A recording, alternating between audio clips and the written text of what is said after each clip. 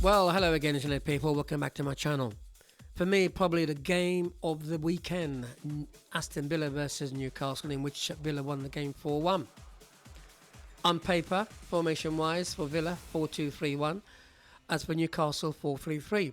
So, in a build-up play, what did Villa try to do? This is Villa's formation in the build-up. As you can see, Martinez got the ball here.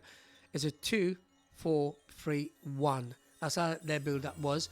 They played with a narrow three. As for Newcastle, they went man for man. Listen, he's worked for them all the other games. Why not do it?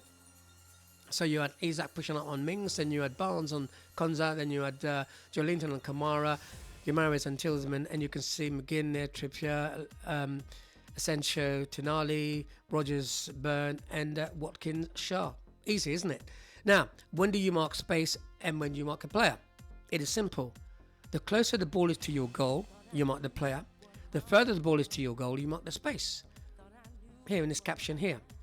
Now it's quite interesting because there's 3 times where a Newcastle player is marking the space. We could say 4 times if you include, if you look at the back there. Right, let's explain it for you. Look at the caption. Look at the right and left of Aston Villa. You can see the Newcastle player is marking the space on the left hand side. You can see the Newcastle players marking the space on the right hand side. Now where the arrow is, Trippier there is circled. He's the one marking that player, marking the space. Okay. Now is he too far away? Now he doesn't want to go inside, nearer to the player, because obviously you've got Watkins there as well. It's picking up by Shah.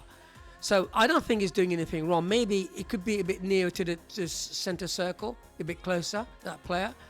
And Martinez there can just pin it to that player, can't he? And he did that throughout the game. The two outstanding players for me in this game were Martinez and Watkins. Watkins' centre forward play in this game was superb. Ball going up to him, holding up the ball, playing his players in, heading the ball, making runs down the channels. That was key, because man for man, obviously, if Martinez chipped that ball to the player's free where the arrow is, he's going to turn. What's Watkins going to do? He's going to make a run. Okay, hence that's why Trippier doesn't want to go in there. He's going to make a run down the channels because he can't. Shaw can't play offside, can he? Cannot play offside. So man for man, sometimes it's good, sometimes it's bad, but you have to win your personal battles. So what did Newcastle try to do, and what did Aston Villa do in their team shape? This is Newcastle in their build-up play. Now they don't play short balls. They play maybe a couple and then it goes long. They like to go wide very early. That's what they do. So what Villa did, this is their shape, 4-1-4-1.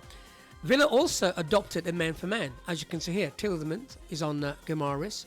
Then you've got Watkins. What he will do, he was the one who was doing the pressing. They do doggies in between. So he was pressing Shah when he had the ball. He was pressing Burns without the ball, which meant Asensio can pin himself to Tonali. And it was obviously Tielemans on Guimaraes. And then you had Kamara being the 4-1-4-1. Picking up Joelinton, then you get Mins there close to Isaac, and of course the Murphy picked up by Matson, and then on the left hand side Barnes, Cash. So tactically Emery got this spot on. My surprise is that Newcastle didn't change the way they were playing.